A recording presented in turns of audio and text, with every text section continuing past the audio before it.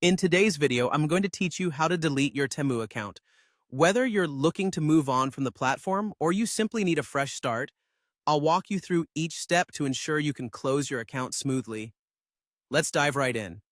To begin, you'll first need to log into your Temu account. Once you've entered your login details and are safely on your dashboard, look for the Profile section.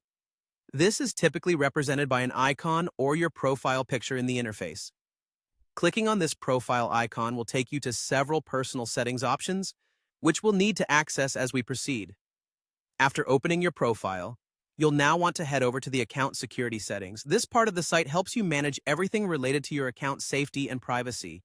It's important to remember that securing your account isn't only about passwords, but also about knowing how to manage your data and settings effectively.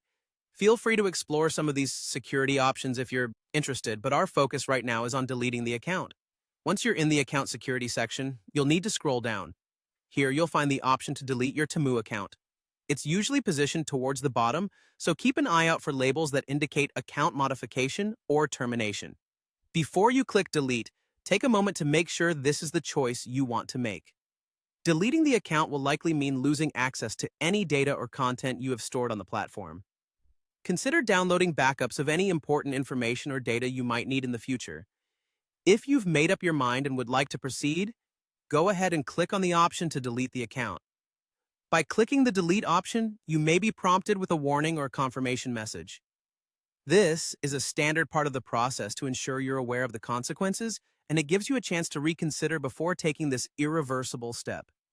Read through the prompt carefully.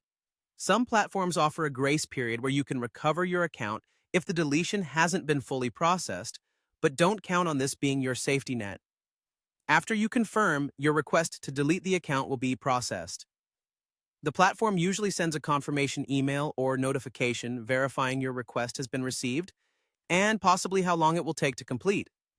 And there you have it. You've successfully requested to delete your Temu account.